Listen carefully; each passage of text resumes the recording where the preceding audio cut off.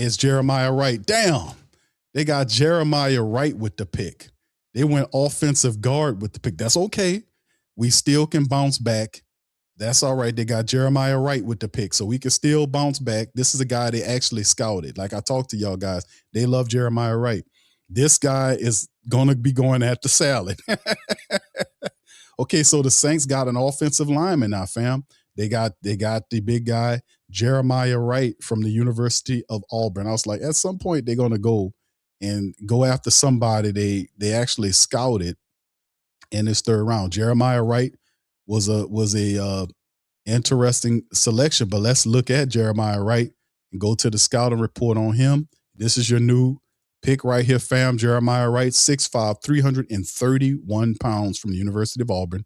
For those who remember Jeremiah Wright, we covered him on the prior to the draft.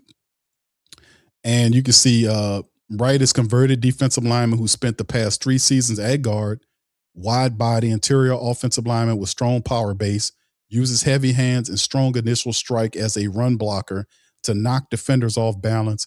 His hand placement can get him in trouble, which could lead to holding penalties. He flashes adequate movement skills to pull and get out on the edge, but his quickness is getting to blocks and space is going to be tested in the NFL. He shows the ability to mirror and anchor in pass pro and can handle a bull rush by absorbing and recovering from blows delivered by the rushers. Wright can get in trouble protecting his gaps against defenders with quick feet. He's one of the most powerful linemen in this class, but will need technical refinement. There you go. Jeremiah Wright is the pick. It's an offensive guard to power up the Saints offensive line. Jeremiah Wright is going to, guess where he's going to be playing at? Guess where he's going, boys and girls? Guess what side of the line he's going to be playing on? Yeah. Guess where he's going to be going at? Huh? You want to take a stab at it? Yo, you want to take a stab at it? You want to take a stab at what side of the offensive line that he'll be playing on? You know, it's going to be on the same side as a guy that likes to eat salad. Let's just say that, man. Jeremiah Wright. Here's another breakdown from NFL.com. Jeremiah Wright, 6'5", 330 plus. He's a mauler, fam. Ground and pound right guard. Right. Yeah, I told you, salad. You better watch out. You better watch out, and you better not cry. The Who Dat Nation told you why. That Jeremy Wright is coming to town. Wright is a ground and pound right guard with excellent power at the point of attack.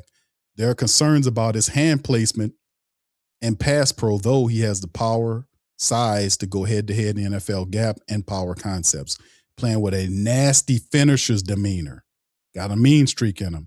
However, average instincts, lack of foot quickness, leave him vulnerable to athletic rushers and gaming fronts.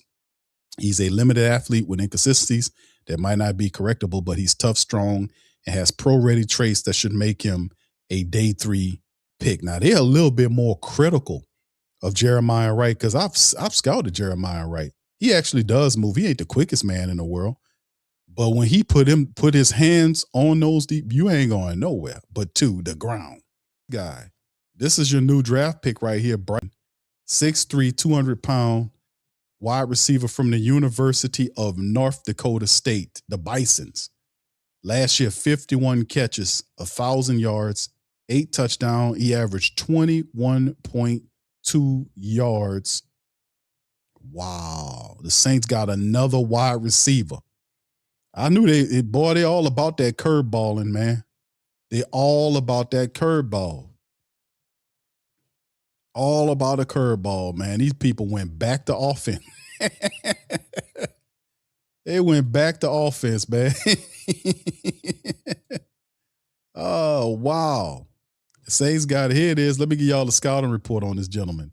Bryce Lane has 6'3", 200 plus. I'm gonna have to look up his 40 time. He probably a special teams guy. Has great combination of size and speed. 6'3", 204, runs a 4.34. Wow. This dude might be the fastest Saint right now. Wide receiver 6'3", 204, combination of size and speed, running 4.34 in the 40 at the combine. Needs to refine his route tree as he transitions to the next level, but he displays good flexibility and the ability to sink his hips at the top of the routes. Lance has good catch radius, but he has a habit of trying to catch the ball with his body that can lead to drops. When he hauls in passes, he easily finds green grass. Lance will have to do a large jump in the level of competition from the FCS to the NFL, but he has the athleticism to do so. Bryce Lance is the second of your fourth round of your 4-round picks, your fourth round selections. So the Saints take 2 wide receivers. They got one in Jordan Tyson at the top of the draft, and they come back with Bryce Lance as the second of the 4th round pick, your compensatory pick for this gentleman. So that is intriguing. So the Saints, they're really serious about tooling up that offense, man. But that's like 13 wide receivers in the wide receiver room. Somebody about to get pushed the hell on up out of here. That's crazy. Saints, Bryce Lance is the pick. Cowboys pick is in. The Saints don't pick again until the 5th round. So they go wide receiver here. I don't know if I like that, but then again, I need to do more research on this little brother right here before. See what the rationale is. There was other needs that we could have went with. 5th-year senior with 2 seasons of explosive production as a boundary target. Lacks release quickness, short area agility as a route runner, but possesses outstanding ball skills, positional instincts that allow him to create catch space. He has to run by speed on FCS level, but won't be able to rely on pure gas to beat NFL coverage. He will have to spend more time polishing up his route work. Lance needs a more intentional route tree on the next level, but he's smart, has good ball skills, and should compete for a role as a backup. I think they could have got this guy in the 5th round. They could have got this man in the 5th round, if I'm not mistaken. Why would they take him here? But then again, I'm just doing some research to figure out, let me see here. Does he have any return work worth talking about? He don't have a history of returning either. So let me see here. Here it is right here. Let me kind of get here right here. Statistics. 2 years of body of work. His best year was in 2024 with the Bisons. 75 grabs over 1,000 yards. He was averaging 14 yards per catch. The man has 17 touchdowns in 2020. That's crazy. But like you're saying, this is Division II. Man, 75 catches for 1,000 yards, 14 yards, but man has 17 touchdowns in 2024. Last year, 51 catches. There was a drop in production. He had 1,079 yards, and he averaged 21 yards per catch on those 51 and 8 touchdowns. That's 25 touchdowns in a 2-year span. Actually, 3-year span, because he caught 1 pass in 2023. You can see him as a rusher. Not much going on there. They gave him the ball 5 times, 29 yards. Did get a score in 24, 25, 4 times. Gave him a carry, 92 yards. Averaged 23 yards every time he touched the ball as a running back. Did it 4 times for a touchdown. Returning, enough much shaking on the return game. Punt, you can see right here. Don't do much on kickoffs or in punts. So there's no special teams application as far as college is concerned, right?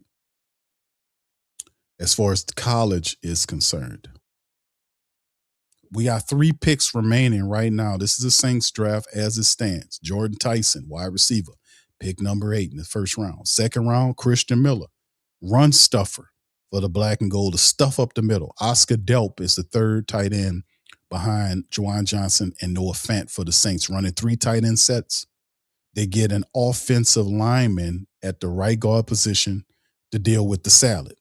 And then, of course, the 4th round, so I think that guy probably been available in the 5th, but they got him Bryce Lance, another wide receiver for the team. Now, let's hit Jeremiah Wright's his breakdown again. In fact, let me kind of refresh this thing right here so we would get more of an updated thing. There we go.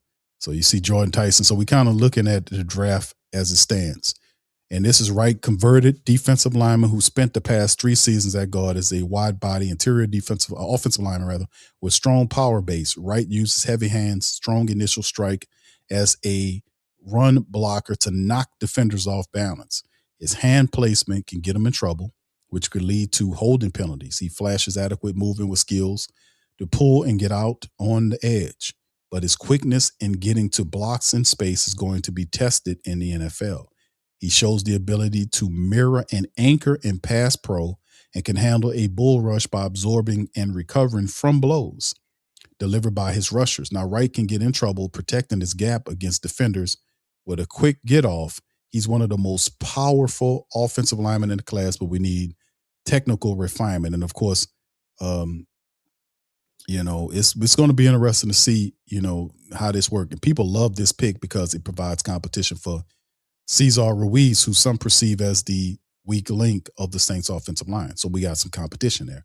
And of course, this pick of the bottom of the fourth round, Bryce Lance, a 6'3", 204-pound wide receiver out of the University of North Dakota State, has great combination of size and speed. He runs a 4.34 in the 40. At the combine, he needs to refine his route tree as he transitions to the next level, but he displays good flexibility and the ability to sink his hips at the top of his routes.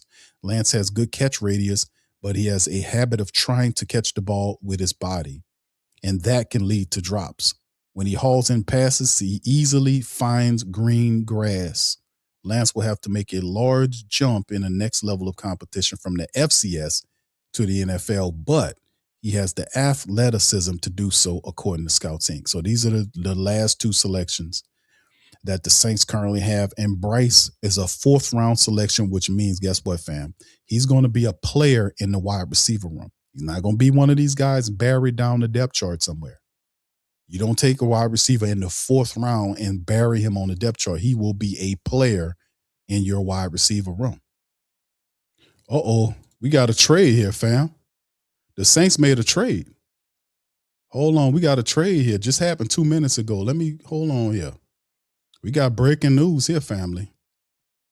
The Saints made a trade here. And I ain't talking about they're acquiring another player. If I can get this damn screen to work. Hold on, I'm getting it.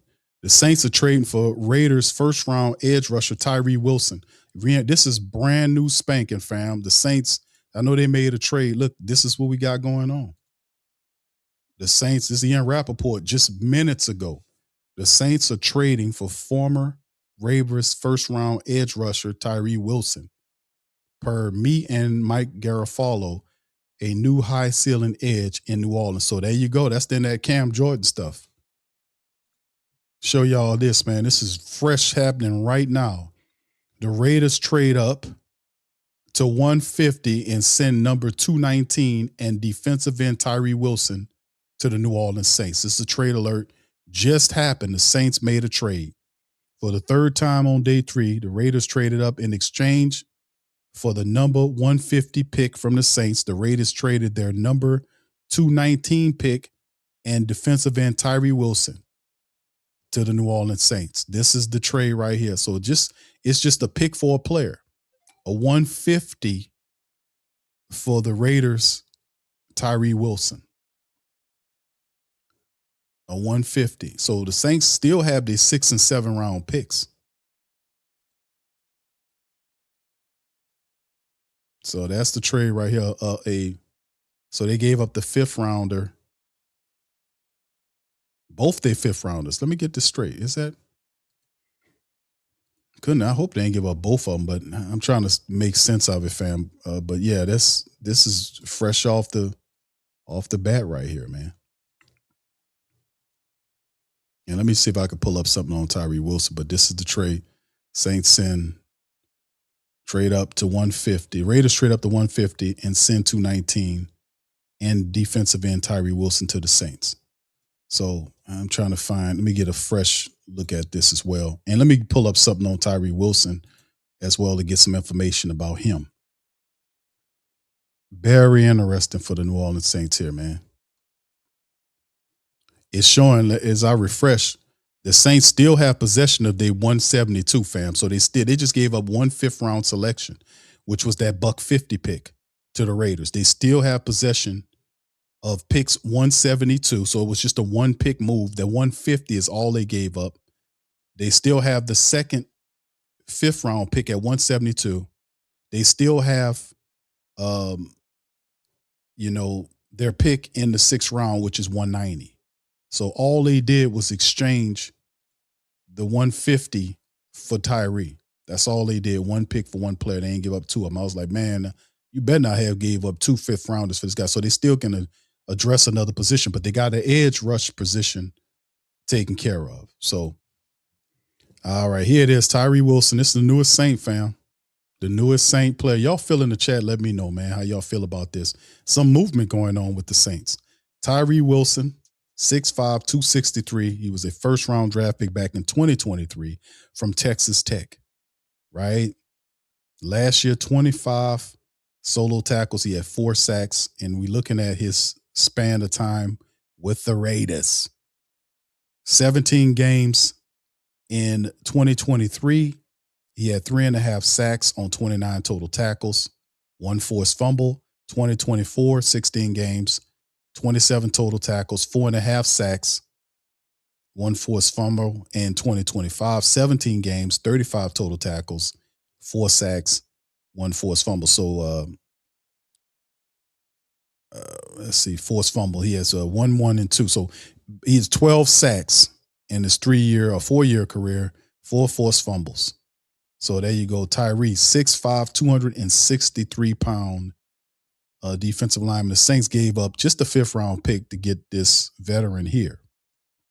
So former 1st round draft pick just from 2023, going into his 4th year. So he's still very much in his rookie deal going on. So what do y'all think about it, man? All right. American Made says, Q, give a 5th round pick and get a player plus a 7th round pick at 219. Indeed. The Saints, the Saints did, fam, all they did was,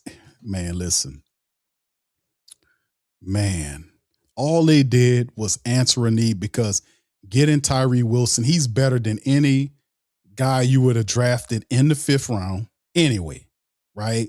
So what the Saints just did was they sent 150, one of the 2 5th round picks they had, to answer the edge situation. They gave up a 5th round pick for a guy that was taken in 2023, 7th overall, who's been healthy. He doesn't have a health issue. Brandon Staley likes him. He fits and looks like our other guys, and he gonna get that value out of him. So I'm telling you, Tyrie Wilson is better than any 5th round defensive edge rusher you was gonna get out of the draft. So the Saints not only answered the edge issue by getting Tyrie Wilson, they also was able to sneak around and get a 7th round pick. So they got 5, 6, and 7. The Saints got their 7th round selection back from the Raiders, which was the worst team, a high 7th. And if I'm not mistaken, if it's the Raiders' right pick, that 7th round is the 3rd.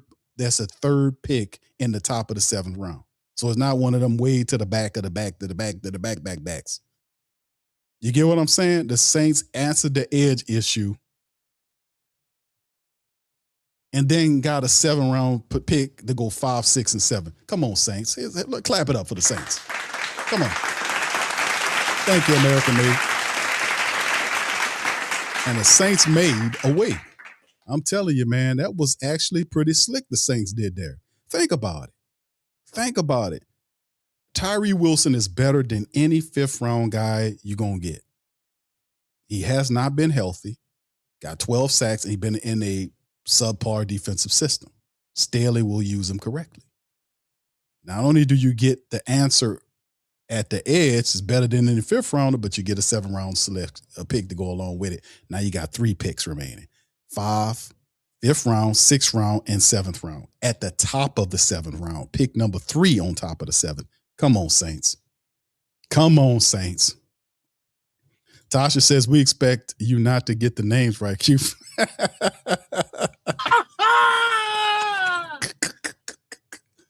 Well, hold on now. I'm trying to still figure it out, y'all. Y'all know I'm working it through. Bryce Lance, I got that one, I think, and Tyrie Wilson. We just got him here. We still working on it. All right. Thank you very much, Tasha. Saints cleaned up on that deal.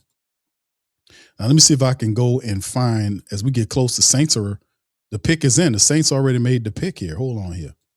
Okay, the pick is in, y'all. I guarantee this is going to be Harold Perkins. That pick went in too fast. It's got to be Perk.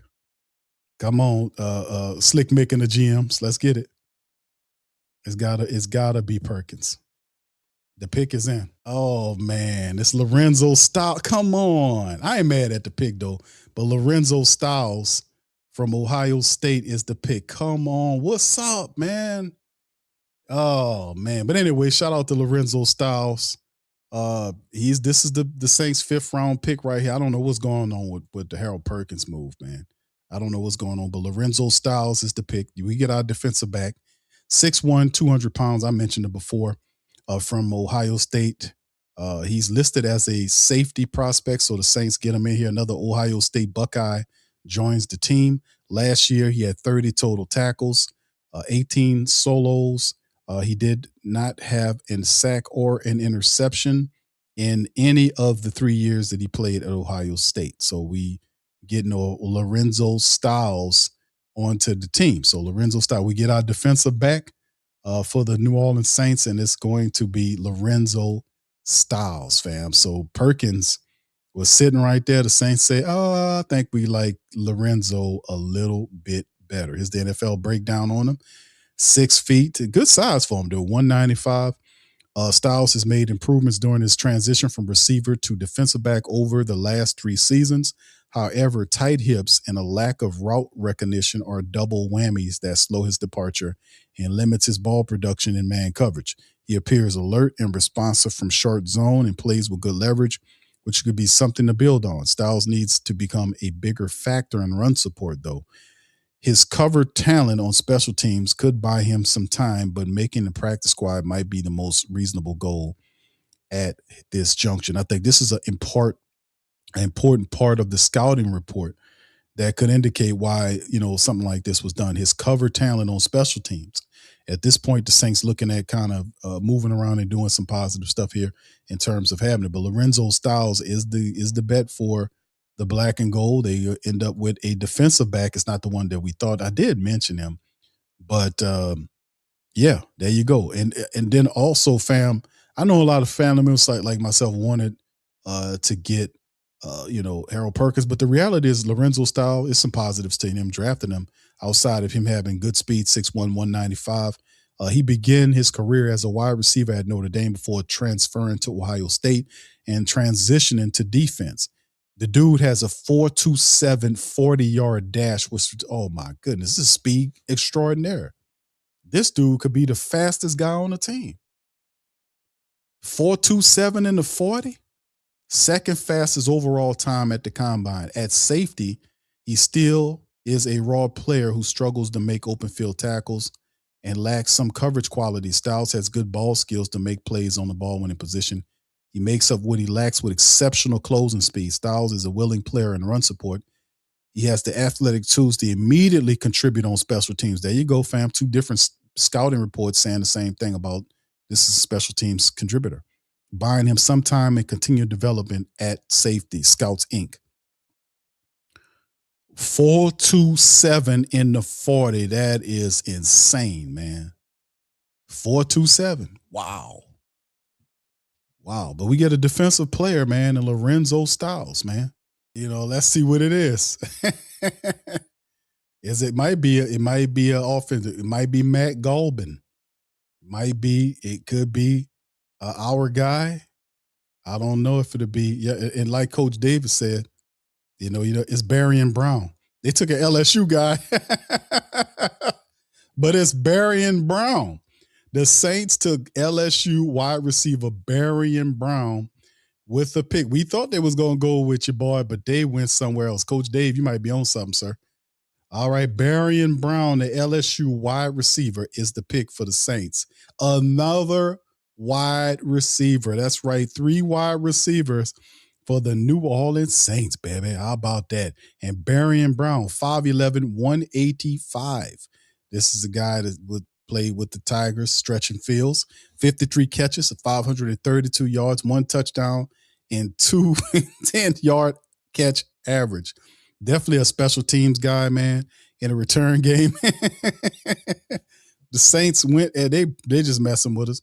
They wanted LSU. They just went, okay, we'll give them LSU. Let's give them another wide receiver, Barion Brown. We got 14 wide receivers on the team right now, man.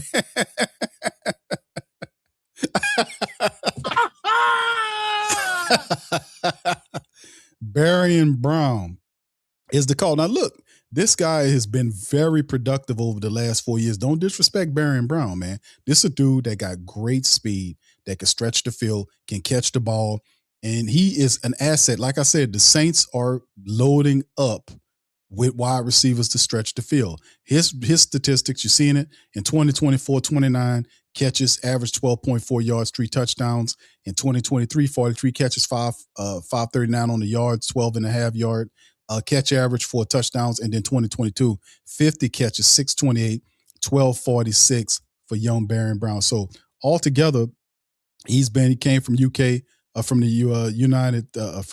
University of Kentucky, then transferred to LSU in that year, had his best year in terms of catches. In the final year of his campaign, you can see that he does have somewhat of a return history, 12 punt returns for 91 yards. You can see he has it big on the kickoffs, 66 attempts returning the ball, 1,900 yards, and 6 touchdowns returning on kickoffs, right? He had a 100-yard return there as well. So you can see that this guy, when you drafting this low, it's a lot of times the special teams components. And you can see that obviously that Barion Brown would be a dude that helped the Saints in the special teams room. The Saints adding speed all over the team.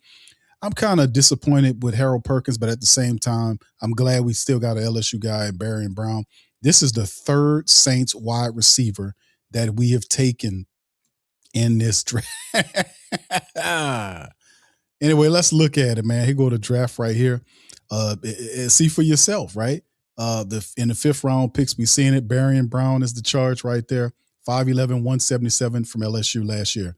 Brown is a player with average size but impressive top speed as a route runner. He can stick his foot in the ground and make sharp cuts. His route tree mainly played to his speed in college, coming in from go routes, hitches, and screens. Still, you would like to see him create downfield opportunities more consistently. Brown could show the ability to idle down and adjust on poorly thrown balls. He had some drops on balls that would have been easy receptions. After the catch, he turns upfield and gets vertical quickly. Brown is also a dynamic return man, taking 6 kickbacks for touchdowns over his collegiate career, according to scouts. So there you go on Barion Brown. Hopefully this young man will replace the salad. Jeremiah Wright, they got his interview up. Let me play this, get this rolled up for y'all guys. Let me know if y'all can hear. Put 1 in the chat as well. Hit the like button as well, fam. Hit the like button as we keep this thing going. We still got a lot of stuff to talk about in the draft. After this, between here and Kellen Moore, right after Kellen Moore is over with, we'll open up the phone lines for your reaction. So don't go anywhere. Let's hear from Jeremiah Wright, the Saints' new right guard backup for the salad. Here we go. Get started. Okay, go ahead, guys. Hey, congratulations. Just what's going through your mind right now, and how glad are you to be picked by the Saints? Yes, sir. Just feeling blessed. I'm just ready to get to work. What was your contact like with the Saints before the draft? See that you visited here. What was that like? Yes, sir. It just can't even describe, but it just was a blessing. I got to work with a lot of those guys, Coach Joel, and a lot of those guys, special teams, in the Senior Bowl, and it's just a blessing, man. Just to see how we connected and interaction. Just me bringing the energy, and Coach giving me the opportunity with my teammates to let me walk out and be captain during the Senior Bowl. It just meant a lot to me. I just felt like home. Took my 40 visits down there, and just a blessing. Jeremiah, what do you feel like are your strengths, and what areas do you kind of want to work on right away to get better at? Yes, sir. So my strengths, just being a dominant run blocker, being able to move people, and just be me, be fine, and be a bully. And things I know I have to work on, and just pass game protection, and just fixing those little things like that. Hey Jeremiah, can you tell us a little bit about the emotions you're feeling, man? We can see it. We can see it hitting you. Blessed, man. I just, thank God, man. Thank God. Thank y'all and the organization, everybody for just taking the chance on the kid for Selma, man. Just ready to get to work. Jeremiah, can you talk about your transition? I guess you started out, college football defensive tackle, and what it was like for you moving to the offensive line. Yes, sir. It was a challenge. It was a challenge. It was some ups and downs coming in, making that swap over the D-line and, tearing my ACL and sitting out a whole year. Just making that transition back over the O-line. It paid off. Just, grateful and blessed to be here. What made you want to do that, and who was the big influence on you make that happen? Yes, sir. So I always, in the recruiting process, I always knew I was going to be the best offensive lineman. And just, Armin taking the shot on the chance and give me a chance. Come up there and just do what I do best, and that's be a bully, be able to move people out the ball and just come in there and be a game changer, man. Just a blessing just to be able to showcase that. And also some things got to clean up, but just blessed. Jeremiah, what did you learn from that experience playing deep down? I learned patience, a lot of patience. It's not gonna happen when you want it. Gonna be a lot of blood, sweat, and tears. You got guys in front of you like Deer Hall, Kobe Wood, Marcus Harris, just seeing former guys like Derek Brown, Marlon Davis, and guys like that, just seeing how they working what they brought to the table. And for me to just, transition over and just be like, man, I see all the hard work and, talent and everything and the chemistry that this team has, it just means a lot. So it's like, I know I have to step my game up coming in as a freshman, and I was ready to play. It just meant a lot. How do you feel that what the Saints do on offense with your meetings and conversations, things like that? How do you feel that plays into what your strengths are and what you do well? Can you repeat that? Kind of went out of there. How does what you've learned about what the Saints do, just through your meetings and things like that, how does what it is that they do fit what you do best? Yes, sir. So basically, just having a meeting with coach, like I said, coming in on my visit, just sitting down having a meeting in position, especially position work, just meant a lot. Transition over from, plays and calls that we ran in college and similar terms to, what they have. And coach was like, man, I pretty much, we don't got much to say. Y'all, you pretty much know what's going on. You know the calls, and, our calls are pretty much the same. So looking forward to you coming here, stepping up and doing what you got to do. So does this feel kind of like a perfect fit for you on your side too then? Hell yeah. Yes, sir. Jeremiah, if my numbers are right, 370 pass blocking assignments, and you only had 3 penalties. Is that something, if that's accurate, is that something you concentrated on? Yes, sir. So definitely false start penalties, didn't have none of those, even though that was a bigger issue during the season for our offensive line. But definitely had those. Out of those 3 calls, I know 2 of them for sure was, I'd say all 3 definitely on me. Some I could have did better at, but just blessed and grateful. Jeremiah, being from Selma, how important, you talked a little bit about it before, but how important was that for you to play in that Senior Bowl and be the captain?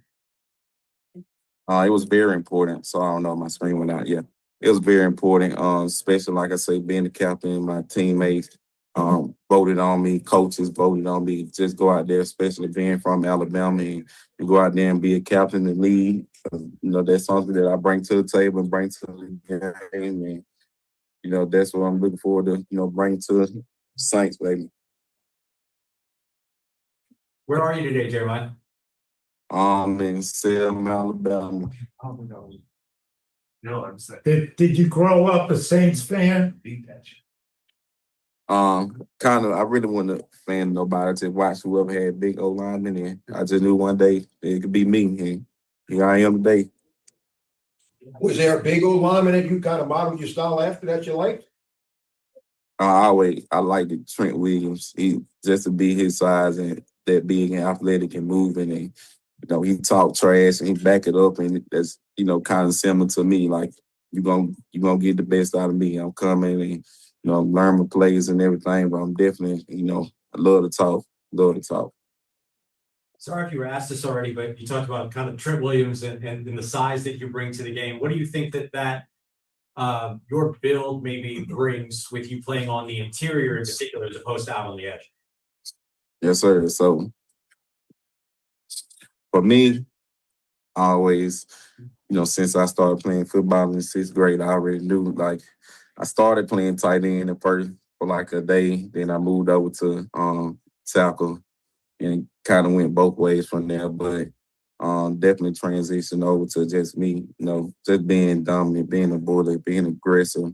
Like my coach told me in college, Coach Thorne, just, control aggression. That's like a big word for me, and I'm going to keep that with me, for the rest of my life. Just me being a player, just have that controlled aggression. Because I could be the best there is, but when I'm out there and, let my feelings and emotions get the best of them, that kind of have to improve on that, but definitely. Why only tight end for a day? I don't know if it was the quarterback or if I was, my little 5-yard out of slant or something like that. Definitely kept a drop. Like out of 3 passes, probably drop 1. But coach was like, yeah, man, you kind of like, I was a big guy. I say probably like 315, 305. Yeah. Anything else for Jeremiah? All right. We appreciate you taking the time. Congrats again, man. Yes, sir. Thank you. Good, man. All right, shout out to Jeremiah, man. Big country guy, man. Say, where you call from? Selma, Alabama. The brother, man, deep off in the country. Well, he going to be a city guy in a minute because he a New Orleans Saint. So welcome to the Saints, Jeremiah Wright. Much love, young brother. We are counting on you to come in and replace the salad. You got to believe in your own abilities, but you got to be confident in yourself to the point where there are people out there that's diehards that love their team, that want their team, their players to succeed. A lot of the talk is from them. Okay, the final selection is TJ Hall, who is a cornerback. The Saints go and get another cornerback. TJ Hall, 6'1", 189 from Iowa. This is the final pick of the Saints draft. Instead, they go with a defensive back. In the final 7th round selection, TJ Hall is the pick for the New Orleans Saints. Here it is right here, fam. We get him up on the board. This is your 7th round pick, TJ Hall, 6 feet tall, 190 pounds. From it, he's, let me get his stats up right here from the University of Iowa, 4 years there, 30 tackles solo. So you look at his best year was 2025. Not too much to talk about in years 1, years 2. He started climbing.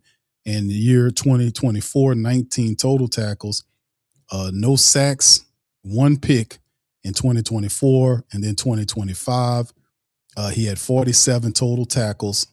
He had 10 pass defensed and 1 interception. TJ Hall, 6 feet tall, 90 pound cornerback from the University of Iowa. So there you go on that.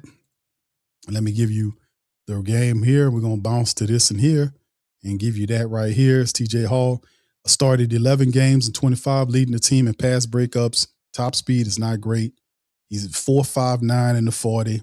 That's low.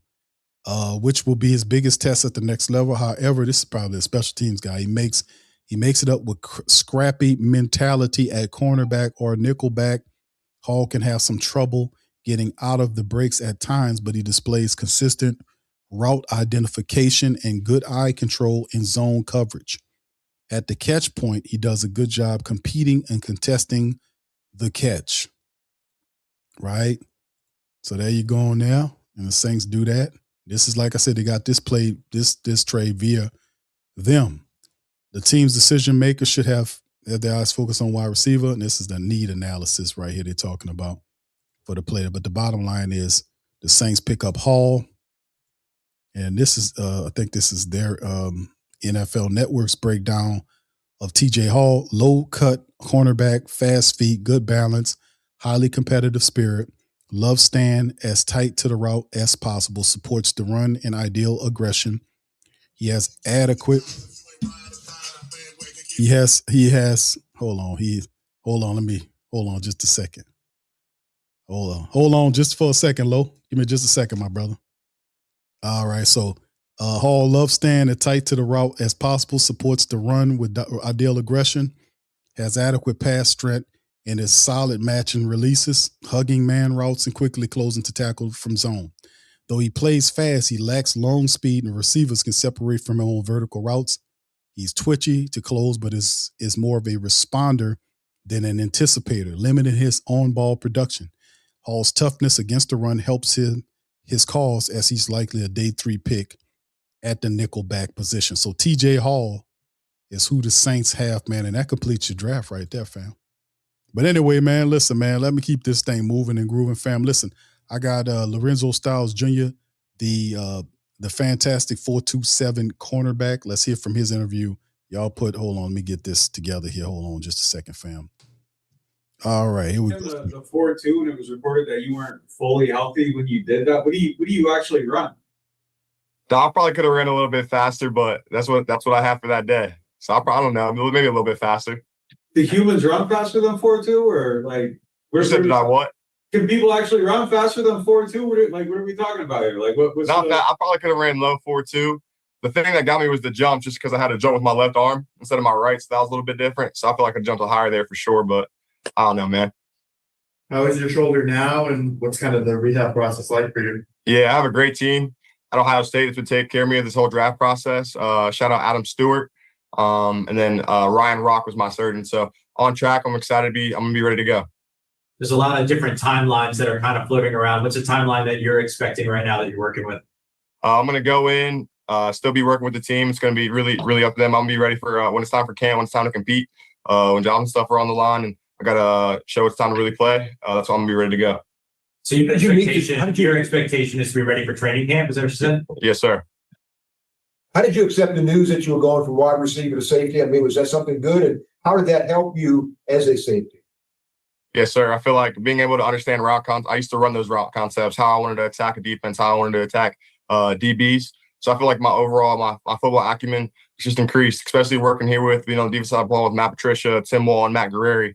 This Ohio State staff, I feel like it's prepared me well for the NFL, and really the position switch as well. Just all those tools about to come together here at the safety position, nickel position, really whatever the team needs me to do, special teams even as well. Are you aware of the Ohio State to New Orleans pipeline that has existed for some time and what you're carrying on here? I'm really not too familiar with all the Ohio State. I know my boy Chris Olave is there, great player, but overall I'm excited to keep that pipeline going though, for sure. And how much time have you spent in New Orleans, if at all? I haven't been, so I'm excited to get down there, go down to the South. Really only been in the Midwest my whole life, so excited for the change of scenery, new people, new environment. Was there a player you modeled your style after as a kid? I wouldn't say so. I'm definitely just trying to play like me. I feel like I'm in a unique situation, just my skill set and different things like that. There's a lot of players in the NFL I like. Some like ball hawking guys like Xavier McKinney, guys who can move around like Shrug McDuffie, Shamari Connor, different guys like that. But I'm really for my own play style, being able to have range, be able to go down and cover 3, special teams, be able to get the ball in my hands and be effective in that way. So I feel like my play style, it's me, Lorenzo Styles. Lorenzo, how come you didn't return more kicks? And is that something teams have talked to you about doing? Yeah. So Ohio State, they have this thing where they like putting receivers back there, offensive guys. So I was Coach Day, let me get a chance. Special teams coach, let me get a chance. So the first time I got back there, I was like probably 5, like way too deep, wasn't supposed to take it out. And I knew if I touched the ball, I was taking to the end zone. So I'm really excited for the NFL and how important that is in field position, especially in the NFL game now. That was like the first Ohio State kick return touchdown in like 15 years or something like that. Is that right? Yeah, that's correct. Well, how did it feel to be a part of that history? It felt great. Our special teams, we were really trying to work on that part of our game and continue to improve. So being able to impact the game, and then my teammates did a great job, and the coach is Nate Ebner, who played in the NFL, special teams player for a long time. It was great to be able to have that success alongside him. Lorenzo, what was it like, growing up in your house with your brother, and how much influence your dad had on you? He started that football fire that's still within us, with my brother and within me. We were competitive. It wasn't necessarily about he didn't really talk about his career necessarily, but he instilled all the things of what it's like to be a pro that we now recognize as we're older. Were you hoping to be drafted with your brother, or are you glad you get to go elsewhere? How are you kind of feeling about going into this? Yeah, I'm ready to start my own legacy. We have the Styles family. He has his, I have mine. So I'm excited to be in a situation where, as a player, it's him but to compete against each other. I'll be on the opposite side, then hopefully down the line, maybe he can come to the Saints and we'll be able to ball out together down the line. Lorenzo, how familiar are you with the way that Brandon Staley utilizes sort of the star slot role, and is that a position you feel that you could see yourself in? Yes, sir. Me and Coach Patricia, so we were doing some just watching different games.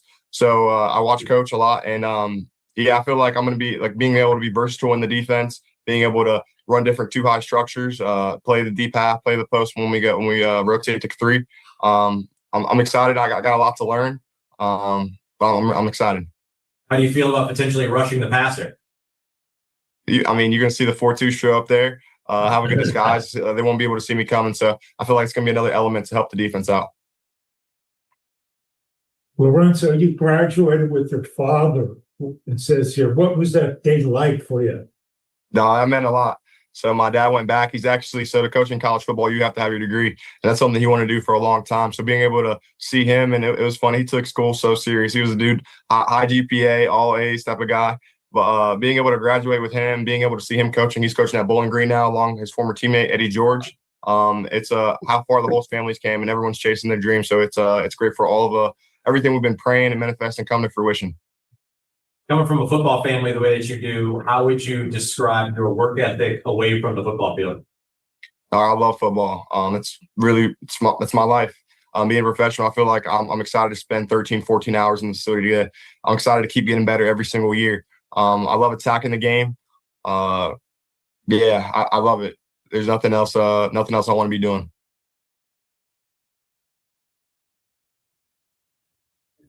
Anything else? Congrats. Thank you, guys. Hey, congratulations. What does this mean to you? And did you have any idea that the Saints were a team that you could end up with? Yeah, this means everything, man. I'm ready to give, this organization my all. I'm just super excited. Talked to Saints a little bit, both at the combine and was really, happy with my experience with them and the coaching staff. So I'm super excited.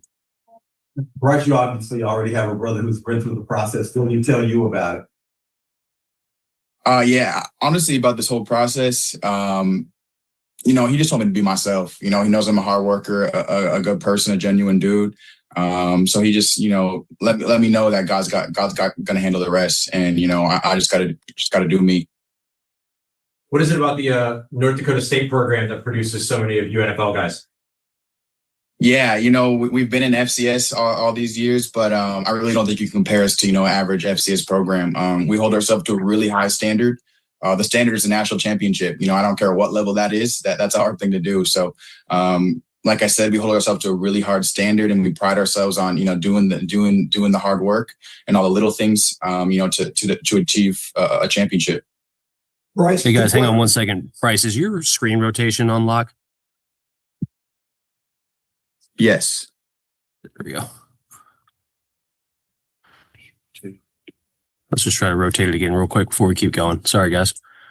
Okay. Bryce, a couple of questions. Do you know any players on the Saints team, and are you familiar with the city of New Orleans? Have you been here? Never been to the city, no. But been a big fan of the receiving room, Chris, especially, and all the things he's done. So I'm super excited to learn from him and just compete every day. Bryce, how much of an influence did your brother have on you? What was it like growing up together? Yeah, a ton. That's my best friend. That's my guy. He's got me for life, and I got him the same way. Obviously he's been in this industry for a while, so I've been able to learn a lot, both the football side and the business side of things. So he's played a very large part in my journey. What did it mean to you to run a 4.3 at the combine, and were you expecting to run that? Yes, sir. Yes, sir. I was expecting to run low 4.3s. I was just super happy with the way the combine performance turned out. I pride myself on hard work, like I said earlier. So just that whole combine prep time, just grinded. So I was happy with the results. What strengths, what do you feel like are your strengths as a receiver, and what areas would you like to work on? Yeah, for sure. I think receiver wise, I think I have elite ball skills. When the ball's in the air, it's mine or nobody's. That's something I always pride myself on. I think I played the game at a really fast pace. I think I learn really quick. I can read defenses, things like that. I think, the receiver position is a super technical position, so I think I can get better at the technical aspects of that. I'm super excited to learn from those guys and coach and just to improve overall. How are you as a blocker? Oh, great. We at NDSU, you don't play if you can't block. So that was my role for a while. Saints have been doing a lot of work on the offensive side of the ball throughout this draft class. Just, what does it say to you that they've included you as a part of the, clear endeavor of adding more playmakers to this offense? Yeah, it means everything. All it takes is one, and the fact that these guys believe in me and this coaching staff believes in me.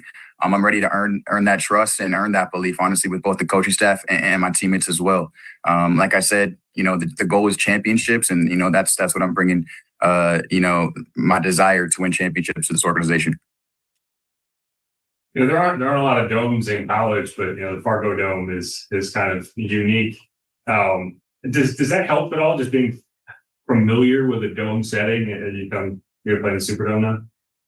Yeah, I think for sure. I mean, I've played in all sorts of stadiums, obviously, but I think playing in a dome definitely has its benefits, to correlating to playing in another dome for sure, just the lighting and things like that. So, are you excited to make a leap from Minnesota and North Dakota to a warmer climate? Yeah, no doubt. But throughout this draft process, people were asking where you want to go, and I just remember saying, somewhere warm wouldn't be too bad. So that's just an added benefit, to my situation. You got warm for sure. I can promise you.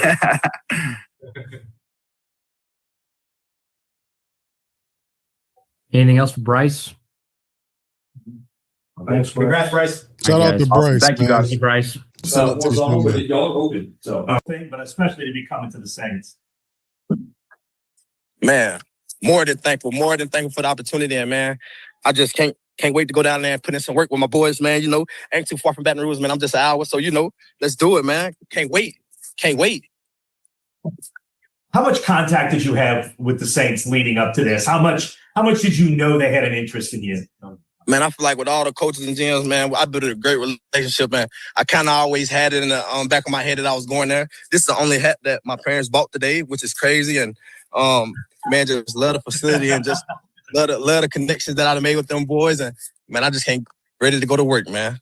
More than proud, man. Was the hat decision one because you felt like that was a team you were going to, or was that your parents trying to will it into existence? Man, honestly, I asked them if they can get all 32 hats, and my mom said that they only had the Saints at the store they was at. So, we got the Saints.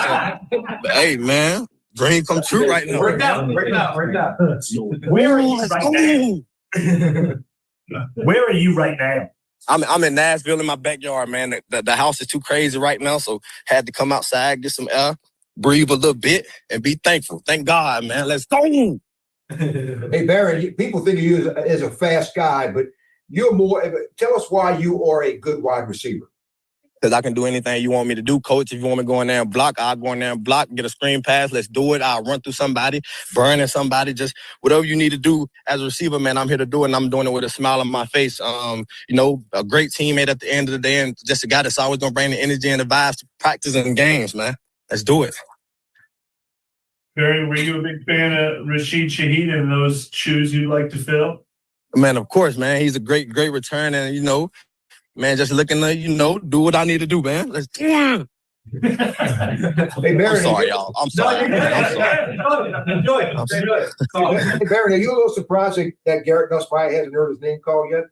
Man, yeah, but man, we just trust in God, and man, Garrett's a great guy, great quarterback, and God gonna have a time for him, and man, when it comes, I'm gonna be just excited, man. Let's do it.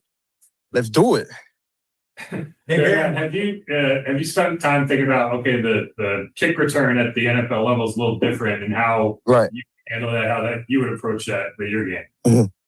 Man, honestly, I feel like any special teams is a will to do it, man. If you want to do it, you'll get out there and do it. So, man, that's nothing to me. This is something I've been doing, catching the ball, taking it to the house for 100 yards and celebrating with my teammates, man. So I feel like it ain't the difference with me. It's just a will to do it, and I want to do it, and I want to do it. So it's gonna get done. What makes for a good returner? Man, explosiveness and honestly fearless. That's the biggest one for me. Fearless, being able to run through the smoke and keep your head up, chin high, and whatever comes with it, man. Just take it to the chin. Let's do it. Barion, you played in the Senior Bowl. What was that like? And also, there were a lot of Saints assistant coaches there. Is that when you started saying that maybe it could be the Saints? Man, it was just a great experience all around, just going down there and getting some work in with the coaches and just hearing their point of view of things and, trying to add my point of view and, we working and just being coached up and just been around a lot of great guys and, competing. And that's something I like to do. I compete my tail off. So, just being invited to one of the best, doing my thing and, having fun while doing it. I always say something about having fun because, man, you just got to have fun with this stuff, man. So, man, Senior Bowl was a blessing, great experience. Man, I'm just ready, y'all. I'm sorry if I'm so excited, man. I'm ready. Let's do it. Barry, you talked at your pro day about, maybe the transfer didn't go exactly how you had hoped, and just going through a season like that to still hear your name called, is that a weight off your shoulders? What are the emotions right now?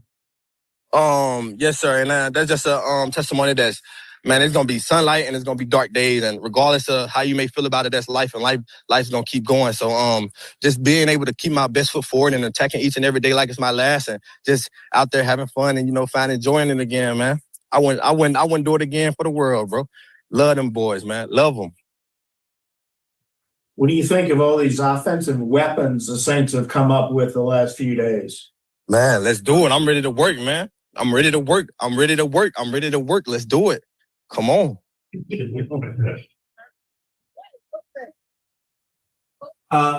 Barion, when it comes to kind of adding an element on offense for New Orleans, what do you think about your ability as a yards after catch receiver? That's something that I've been doing since a baby, man. It's just like I got a feel for the end zone, and I always looking to find the end zone, and that's whether it could be a jet sweep, a deep ball, or a screen, a slant, whatever the case may be, man. I'm just looking to always score the ball, man. Hey, Barion, have you had a chance to visit with Lane Kiffin, been down in Baton Rouge since he's arrived? Not really just visit with him, but I didn't came and watched a few practices, and I was training and stuff when I was down there in BR. But I just try to stay out their way, let them keep getting better each and every day. And I had something to do. I had a plan of mine in my head, so I just had to attack every day.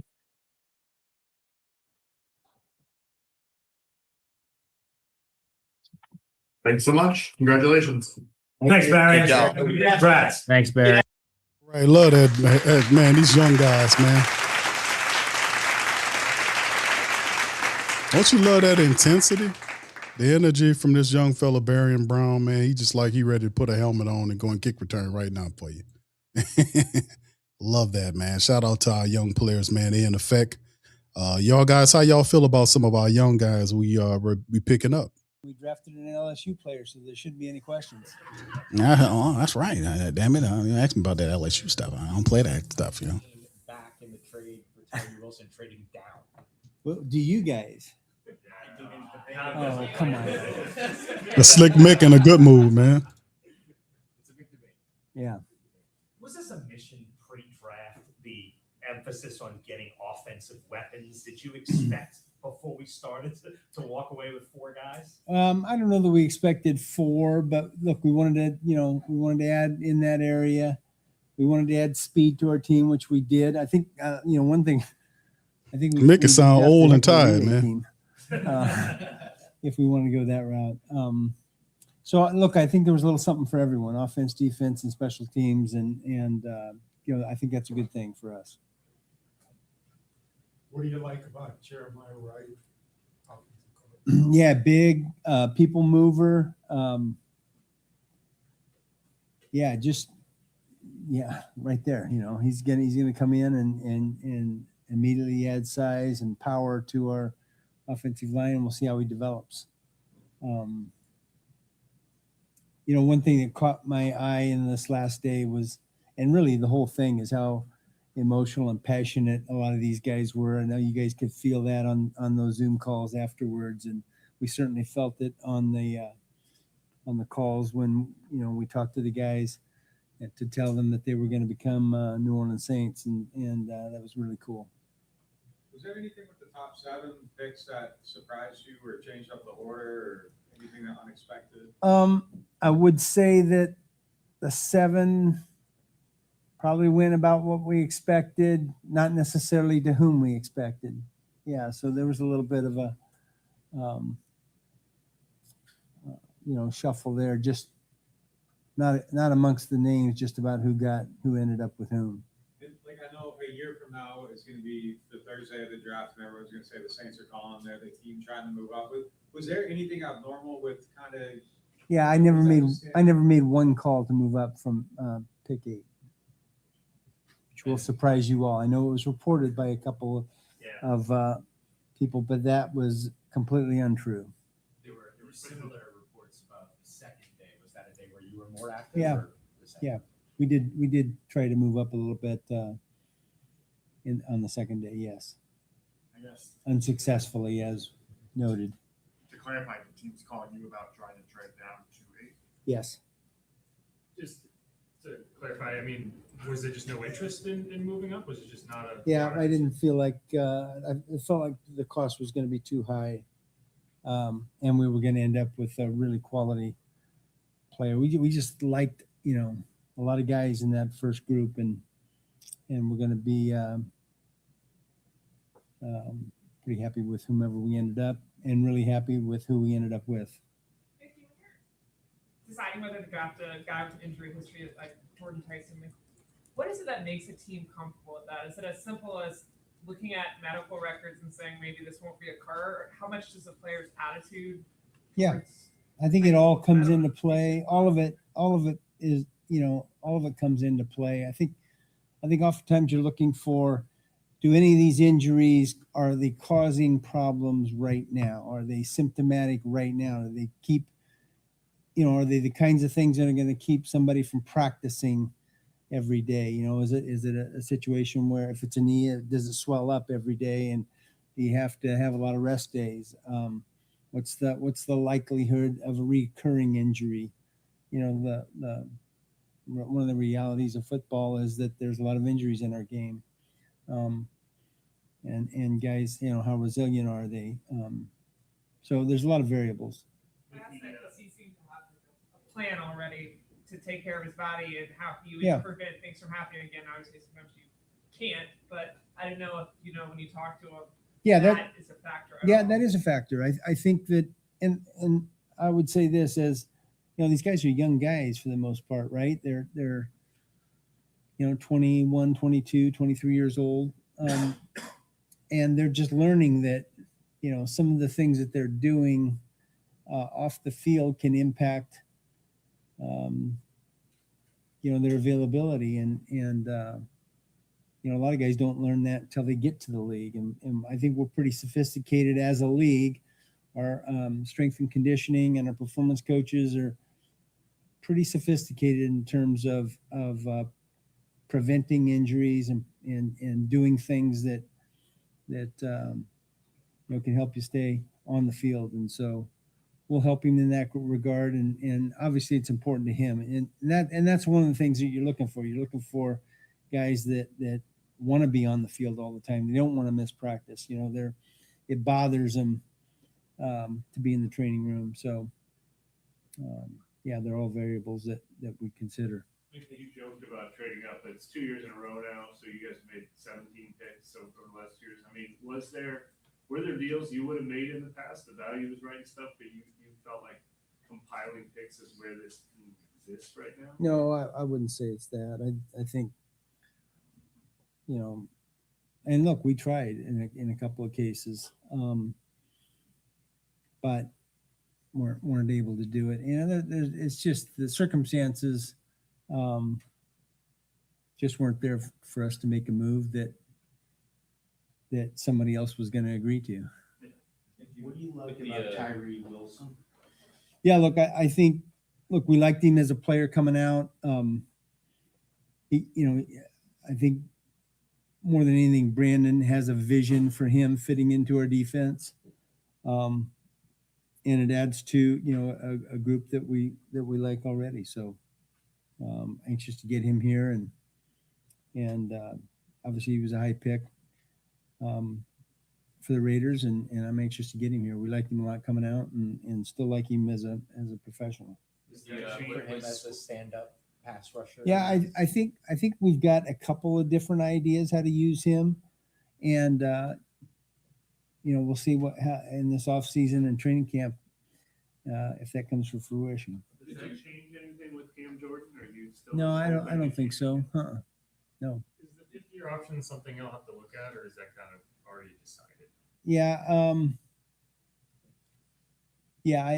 I think he's going to be a free agent after this year in all likelihood. So, I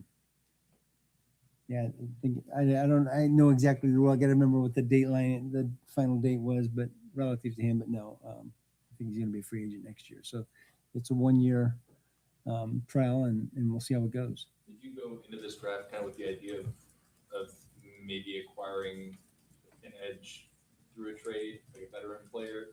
Is that something maybe like after you take to Jordan that kind of crystallized? Yeah, I don't know that I wouldn't say a plan necessarily, but we have been talking with the Raiders about Tyrie for quite some time. So it didn't just come up today. You also tried to joke about the track speed that you acquired today, but is that coincidental, or was that a specific emphasis? No, I think that probably somewhere in between, right? You always want to add speed to your team. And look, we lost, Rashid last year, and he was that's a big element of his game. And so we wanted to add that. We wanted to add some return ability. We got that. So it was conscious to add some speed to our rooms. Was there anyone else that was specifically a special teams fit that you've taken today, probably? Well, I think you're always, one of the considerations when you get later in the draft is obviously the position but hey, what's the path to the roster? And oftentimes for guys, on this day, the path to the roster is special teams. So it's either they have experience in their college career or they have the traits that we think are necessary to become effective special teams players. So that's definitely part of the consideration of who we drafted later today. Is that true of like Lorenzo Styles or TJ Hall? Yeah, absolutely. How different do you think the offense can look next year with everything you've done in free agency and now the draft? Yeah, I mean that's a question for Kellen really. Look, we've added a downfield element. We've added some size. But we'll see how that goes. With Jordan and Bryce in particular, how do those guys and their skill sets complement what you already have in that room? Yeah, I think again we just we're adding talent to the room. We're adding a developmental 6'3", 4'4" player that played it. He didn't play at a Power 4 conference. He played for North Dakota State, and so there's probably some development that we need to do there. Jordan Tyson, obviously, he's got a complementary skill set to Chris, the guys that we have, Devon, some of the other guys we have. So look, it's a good mix right now. We were just talking about it. Just what you like from him and why at that spot specifically? Yeah, again, big. We're gonna look pretty good coming off the bus, I think. But big, powerful, young man, and adds to a great room. And so, we were excited to get him. I'm sorry, you didn't early in this draft, add a guy for Alante Taylor's the spot that obviously opens up on the defense. Did you feel good about what you already had in house to fill that spot, and that's why you didn't, or did you? No, I think we probably, if in a perfect world, we went into the draft thinking, we wanted to get a guy in the early part of the draft at that position, but it just didn't work out. Is Lorenzo a spot or candidate to fill that spot? Or Yeah, I think a developmental player, yeah, for sure. Brandon refers to these guys as DBs more than corners, nickels, or safeties, and so I'm going to take that tact and just say, hey, look, we added some DBs, some of which are a little more developmental, and we've got to wait till we get into training camp to see how they fit with the defense that Brandon wants to play. With Lorenzo, all gets sorted out, throughout the offseason. You've got 14 receivers now, and that includes some of the guys that are also essentially rookies hurt in Jalen Polk and Trey Palmer. I mean, was there a point where overcrowding was a discussion? Yeah, we've talked about that, and as we get some of these undrafted free agents signed, and we take a step back, we're probably going to have to adjust some numbers in some different areas, and we're a little heavy in that group relative to the 90-man roster right now. Lorenzo talked about his post combine procedure, but mentioned that he would. Who did? Lorenzo. Oh yeah. Mentioned that he expects that he'll be ready for training camp. Is that the same timeline that you're offering? Yeah, I think probably. I don't know that we expect him to be ready at the beginning of training camp, but certainly during the course of training camp, we're really well aware of his timeline and feel pretty good about it. With Barion being right down the road, were you able to maybe key in on his ability a little more than other guys? Is that possible? Yeah. Yes, because look, we went up to the pro day. We had him here for our local pro day. Really enjoyed our visits with him, and he did a good job in their pro day too. And he was enthusiastic when we called him. It was fun to feel that excitement from him. And I just remember his comment. We were talking to him about his speed, and during the local pro day afterwards, and one of the comments he made was he never lost a race. And I thought, well, that's pretty good. I mentioned it before, but with Jordan, at the time there were still some prominent defenders on the board. Just what was it about Jordan that you felt like you really wanted to pick offense there rather than go? Well, there's nothing about the rest of the guys that there were some really good options for us, but we just felt like given where we're at and the talent level, this was the guy for us, and we're really excited to get him. I would say that pre-draft, when you consider where other guys are likely to go, we felt really good about Jordan Tyson being our pick, and excited that he was available to us. You talked about being risk adverse a little bit in terms of your pre-draft press conference. With him, I know you're comfortable enough to draft him with the injury history, but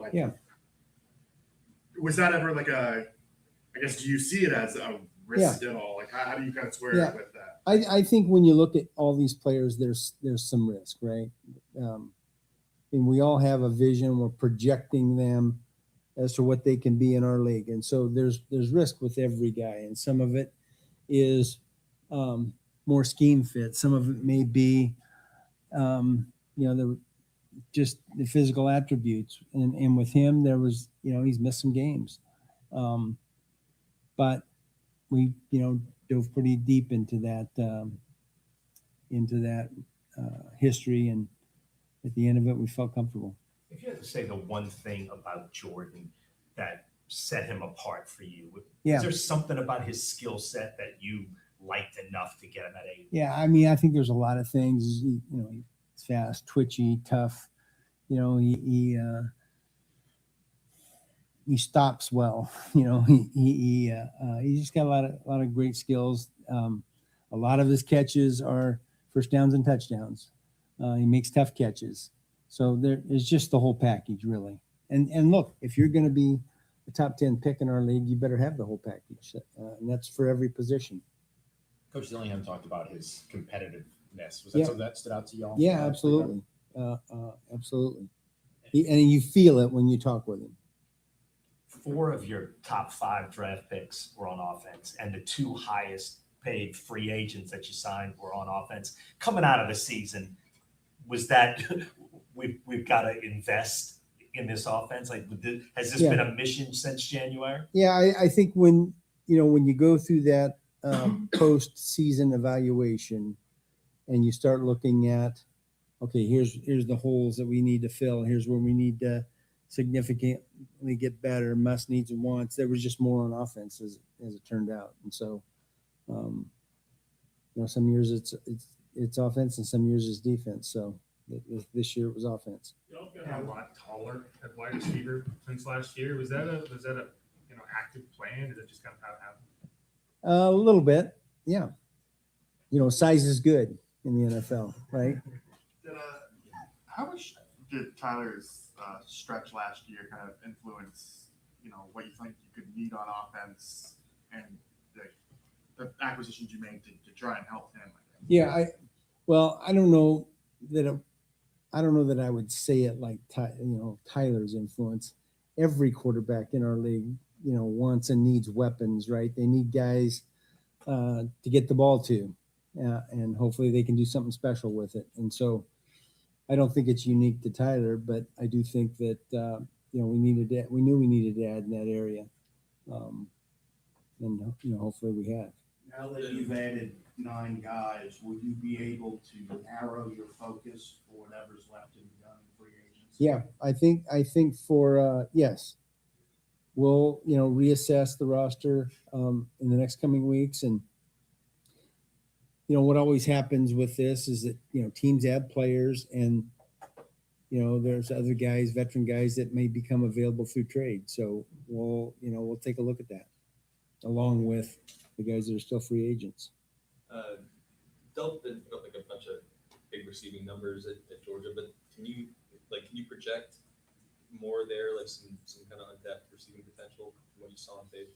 Yeah, I think our guys would say, and we would all say, that he's got all the traits necessary to be really productive in the pass game, and he's a really willing and able blocker.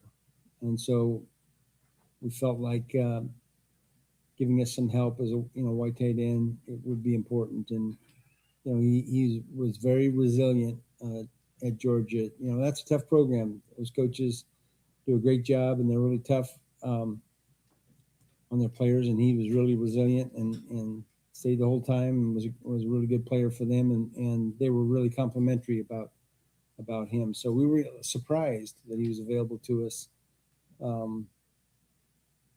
When we took him. And I wouldn't say that we went into the draft thinking, man, we got to get a tight end, but at some point the value just, jumps out at you. And that was like kind of during a stretch, like a bunch of tight ends started going. Yeah, they sure did.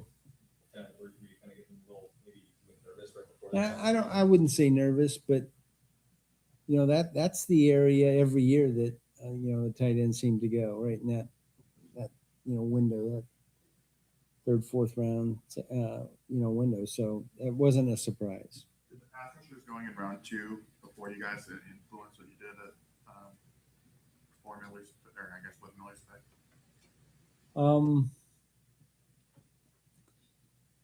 I don't know that I would say it that way. It's just that I would say that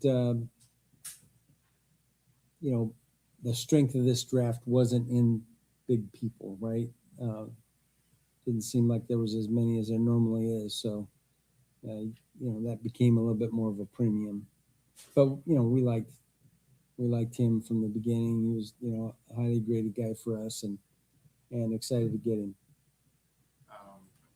Not picking a running back, does that impact Alvin one way or another, or what do you guys want to do there? Yeah, we'll see what happens here in the next few weeks, but yeah, we didn't go into the draft thinking we had to go get a running back either. Would you like that settled before on-field work begins? Yeah, I mean, I don't know that I would characterize it that way. We'll just see what happens. With Del, often the leap for a tight end from college to the pros is complicated with protections. We hear a Yeah. lot because of the program that he was a part of. Do you think that he's a little bit further along than your typical draft prospect? Yeah, I would say he probably is, and he's a smart kid, really smart kid, and I don't think he's going to have any problems learning our scheme. With Garrett falling the way that he did, I mean, Yeah. your last pick there, did you give it a consideration, or was it? Yeah, I mean, we talked about that a little bit. Just I feel for him. He's a great kid. He's a really, really good player. I think we were all really surprised that he didn't get taken a lot earlier. I don't know the reason behind it. And really excited when he got drafted. It's a great family, and he's going to be successful. I'm 100% confident, and I'm also excited for him as to where he went, because he probably went to about the best place he could go to. With Wilson, going back to him, with the success you guys had with Chase Young, getting back to his career, did that influence your thinking on wanting to take another shot on one of these guys? Or A little bit, yeah, a little bit, yeah. Look, I think oftentimes you're looking. There's high expectations for these guys that come drafted early, right? High expectations. And if they don't necessarily meet that expectation, but they're still good players, they can have a second chance and have a really good, career and maybe reach a higher level of success. So hopefully that's what happens here. You feel good about what you got done at this Yeah. list? Yes, but I always feel good about it. I'm a glass half full guy, right? So, yes, I feel really good about the group. And was it perfect? No, it didn't come out perfect in terms of what we might have laid out prior to the draft, but it was really good, and it never comes out perfect. So, yeah, we're excited. We're excited to get these guys in here. Excited to get them in for that first rookie mini camp and then get going. When you have this many draft picks and you go to sign the undrafted free Yeah. agents, do you still look at needs at all, or can you Yeah. pretty much just zero in on the guys who are the highest rated? It's a good question, and I would say that it's a combination of the two. We've got to fill out the roster, right? Because we've got to have a certain number at every position, and we pay attention to that. But if, for example, and this is just hypothetical, it's not real. If, for example, we were full at safety, but we had a really highly graded safety out there available to us, we'd go one over in that area and go short someplace else because of the grade. So it's a combination of the two. You guys are almost, still have a little bit of wiggle room with the 90-man, but does that kind of impact how active you'll be with? Yeah, I mean, we're going to end up with 10 maybe, a fewer number than most years. Yeah. With picking up that 219th overall selection late and then going with TJ Hall, what was it that you guys liked about him at that area, and kind of how do you go about kind of being ready for that situation? Yeah, I think that look, that was part of the trade, obviously, and there's that's a value proposition. They had a certain value they wanted for Tyrie, and we wanted to pay a certain value, and it just worked out that we ended up back with that pick where we traded down, and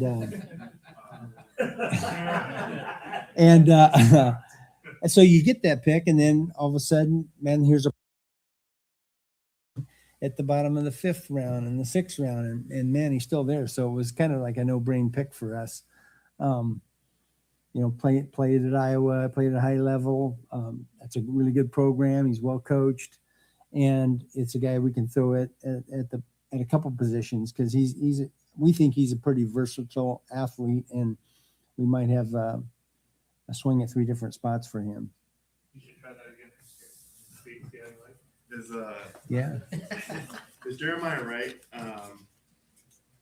Just is he only a guard, or can he play center at all, or will you I try him there? I think, look, we'd be doing him a disservice to try to play him at multiple positions right now. So we're going to start him at guard, and let's just go from there. All right. Thank you, guys. Shout out to Slick Mick, man. Big ups to Mick Loomis. Yeah. Shout out to Mick Loomis, man. Slick Mick needs a coffee, man. Old man Mick was in there, man. And man, listen, good game there. We also learned about the fact that the Saints had the tight end situation. Well, the defensive man we picked up with the 5th round pick in Wilson. And Mickey Loomis did say that he will more than likely not pick up his option. First year option. It's a 1-year trial period. And that's understandable. And we know that, of course, next year, the Saints will open up, man. They're going to have a ton of cap room. Next year it gets better. But it's all positioning because you still got you got Chris Olave's potential contract coming up. You have him there. Then you have the potentiality of the Tyler Shuck deal that'll be coming after this year, like 2026, because last year's his first year. Remember, it's 4 years. You got these guys 4 years of 2nd round picks. The 5th year is only optional for the 1st round pick. So Tyler Shuck, first year, they got him in there. 2nd year, that 3rd year, coming into that 3rd year, you might have to start talking about contract.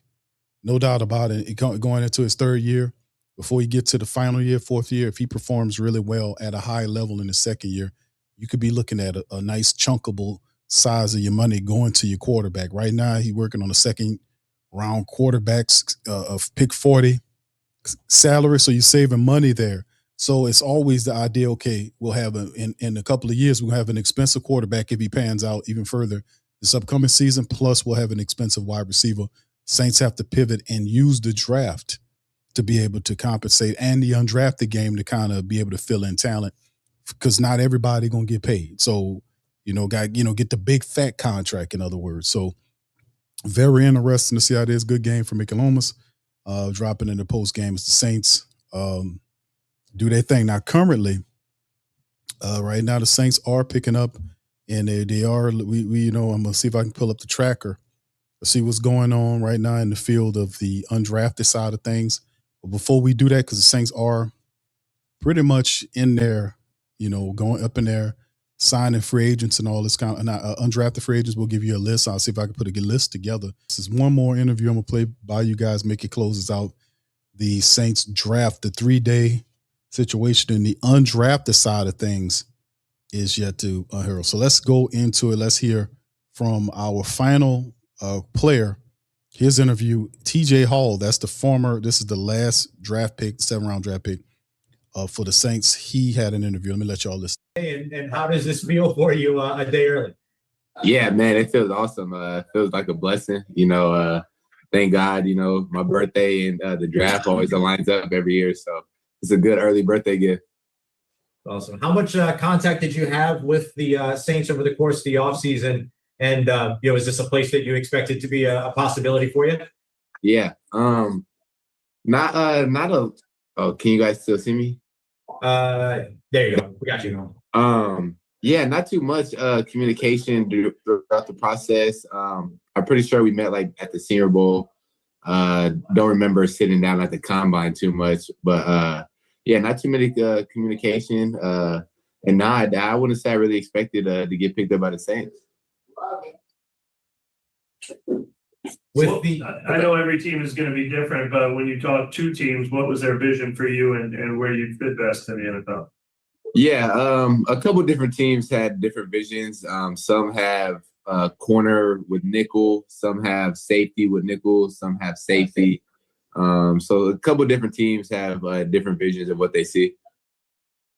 Where do you feel like you fit best? I feel like I can fit anywhere. I feel like I can play all 5 positions in the backfield. So if I need to line up at corner, nickel, or safety, I feel like I can be ready to go at either one.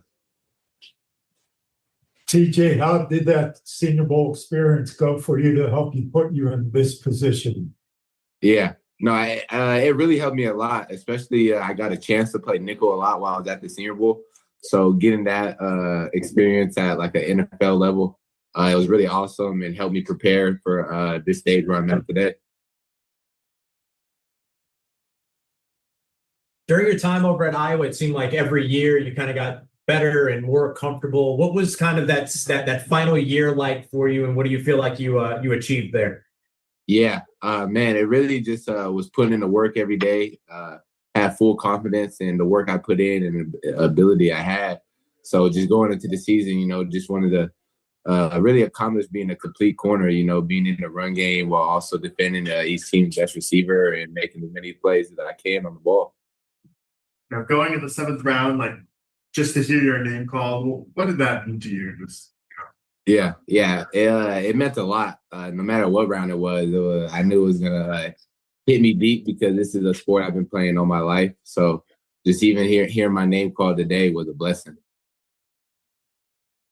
Everything that was kind of written about you throughout the pre-draft process talks about your physicality. Would you say that that's a big part, like a hallmark to your game, or is there another thing that you emphasize? Yeah, I would definitely say that's a big part. You know, I feel like I'm a competitor, so I bring that physicality, not only in the run game, but also with receivers, you know, pressing at the line, getting hands on. So just being a physical player overall. And did you get any chance to talk with like Saints defensive staff, like guys like Brandon Staley or anybody like that? No, sir, not yet. Are you aware of kind of what the system looks like? Just going back to like even Fangio comparisons and things like that? Not too much, maybe just slightly a little bit, but not too much. So definitely want to get familiar more with it. So TJ, what's your day been like then, just sitting and waiting for that call? Yeah, really just sitting around with family, friends, having some food, just watching the draft, you know, just patiently waiting for my name to be called. You played other positions beyond corner, right? Yes, sir. Coming up, I mean. Yeah. Played quarterback, receiver, safety, corner, about almost everything. Kind of a dumb question, but just interested in your perspective. The experience of playing quarterback and receiver, just how does that help you now as a corner?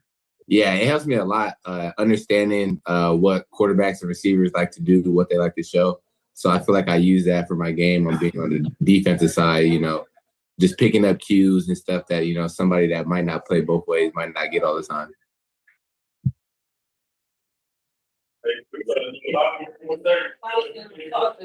Awesome. Thank you, TJ. Happy birthday, man. Enjoy the day tomorrow. Hey, thank you, guys. I appreciate it. All right, TJ Hall, man.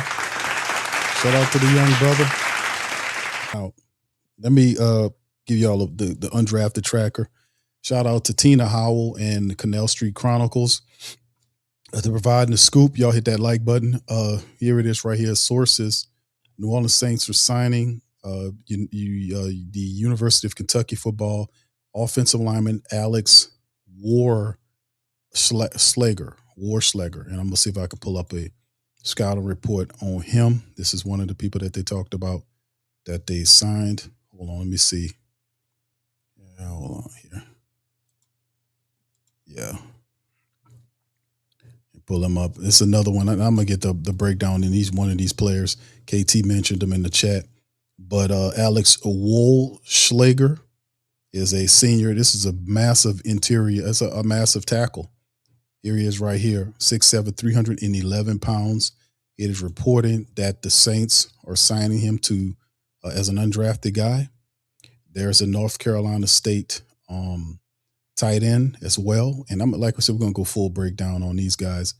According to Mike Garofalo, that he has they're picking up a cornerback by the name of tight end Cody Hardy, so they get another tight end. These guys are tight end happy.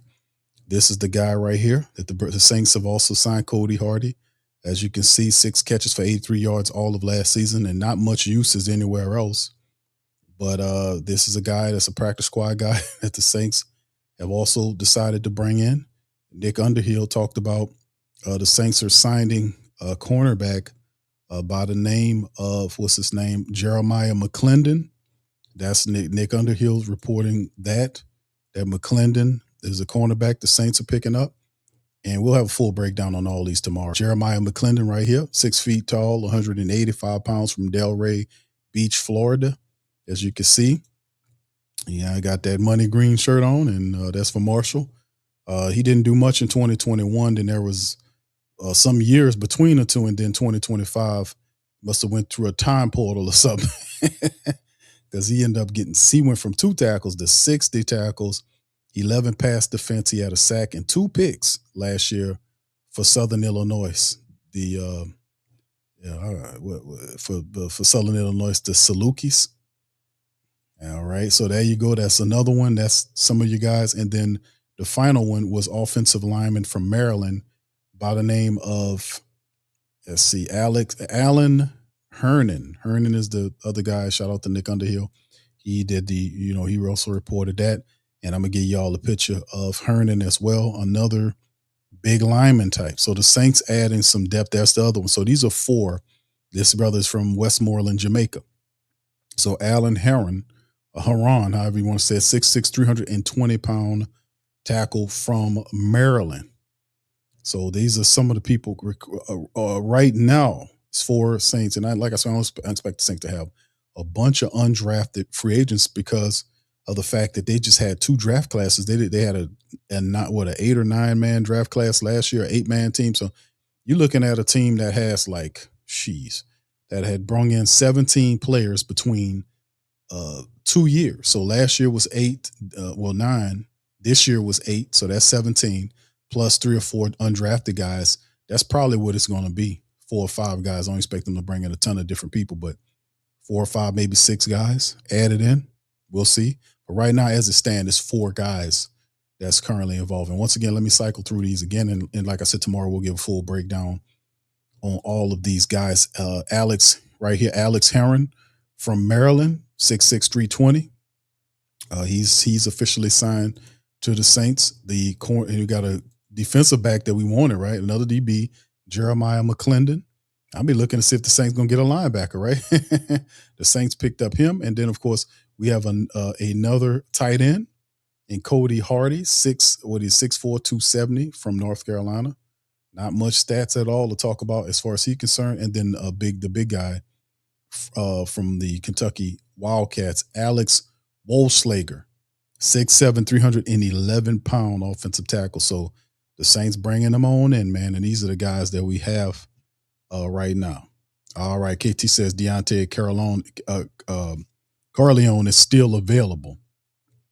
Yeah, K-Man says Heron interested over 40 career starts for him. Yeah, he's the type of guy that you can kind of groom as one of these because we need another developmental tackle. If you look at the Saints depth chart, man. So let me do that, and then let me go to the draft for the final time today, and then we'll kind of move on to the undrafted depth chart, the unofficial depth chart, to go over that, and then we'll close out the show. How about that? All right, so here, let me see. This is the wrong one. Let me put this one up right here. Y'all hit that button as we get going in the broadcast. And here it is. It's Jordan Tyson as the Saints, and this is the draft right here. And this is what the NFL Network people said at the start of it. A need analysis, the team's decision makers should have their eyes focused on wide receiver, while Tyler Shuck doesn't have much in the way of strong options outside of Chris Olave. On defense, they will need to be more dynamic up front, both on the interior and off the edge, especially if Cam Jordan does not return. There's also a hole to fill at nickelback following the departure of Alontae Taylor in free agency. Saints finished 16-11 and dead last in the NFC South, right? So team draft picks, they open up, did they take their lead there? Jordan Tyson, wide receiver out of Arizona State. He was the 8th overall pick for the Saints. Perfect complement to Chris Olave. Saints get Weapon, a very good player. They pair with Chris Olave and Devine Belly. In the 2nd round, pick 42, Christian Miller, massive defensive tackle from the University of Georgia. Big player, indeed, for the black and gold. They bring him in to kind of help fill in the middle, to help out with stopping the run. We do know we got 2 veterans that's on 1-year contracts. John Ridgeway on a 2-year contract, mostly a reserve man. Christian Boyd's on the final year of his rookie deal. And then, Brian Bresee is there. He got this year plus the option for 2027. So Christian Miller seems like a more long-term option. So the Saints get him in there, big interior defensive tackle. to help clog up the middle and demand double teams to help free up these edge rushers we have. Then, of course, the Saints went to get them a tight end. Mickey said he was surprised to see Oscar Delp there. They really liked him. He's an athlete. And Delp kind of his game, I can see where he's trying to go with his game to try to mirror some aspects of what Bowers did to tight end that's now with the Raiders. That guy came out of Georgia, so you can see a next leg of some of these athletic tight ends that Georgia produced and trying to have games similar, even though the other guy just looks a lot different. But there's not many catches. In 4 years, he averaged like 20 catches over the final 3 years of his, not all together, but 20 plus catches a year. The last, that's like the last 3 years, 20 plus catches for each one of those years. He wasn't never a big threat guy in terms of that, but if you watch the tape, soft hands, jumping over people, got a certain level of athleticism. The Saints brass, offensive-minded brass seen and say, man, we can utilize this guy here. We can plug him in with our veteran players, and we can get our 3 tight end looks going on. So that's where Delp is at pick 73 in the 3rd round. Pick 132 in the 4th round is Jeremiah Wright, the guard out of Auburn. Big guy, massive. Mickey called him a people mover. And that's right. He's a big guy, got good feet. You know, certain things he got to step up and work on. But man, the guy, his best game is he could do some pass pro for you, but this one of his biggest things is that he just mauls you. He got a mean streak too, big and strong. The scouts tab him as one of the strongest offensive linemen or people in this draft. And Jeremiah Wright, Saints love Jeremiah Wright. They went and scouted him. They really liked Wright, and they came back and picked him up with pick 132 in the 4th round. And then the really positive thing is he puts a light under Cesar Ruiz because his position is the right guard position. So he's on notice. He's definitely on notice. Bryce Lance, that's when the curveball portion of the draft started, when the Saints started throwing some curveballs in the back of the draft, and they went wide receiver and DB in the back of those last remaining picks. Bryce Lance, wide receiver, from North Dakota State, about 6'3", 205 pounds. The guy runs a 4.34 in the 40. Blazer, had really good production. 2 years ago, had 70 plus catches and 17 touchdowns. 2 years ago, this past year, 50 something odd catches with 8 touchdowns. He can get open. He can get downfield. And the Saints are going to use this man. He won't be somebody they stash on the practice squad. He will be, if the Saints keep 5, he'll be one of the 4. That's the bottom line. He'll be one of them. And then, of course, you go down to the 5th round. I remember the Saints had 2 5th-round picks. They traded the first of the 5th-round picks to get Tyrie Wilson, a defensive edge rusher from the Las Vegas Raiders. The Saints give up the first. That's pick 150, I think it was. It was pick 150 to the Raiders to get Tyrie Wilson to help form or fill out the edge rush, the reserve edge rush position, aka Cam's role.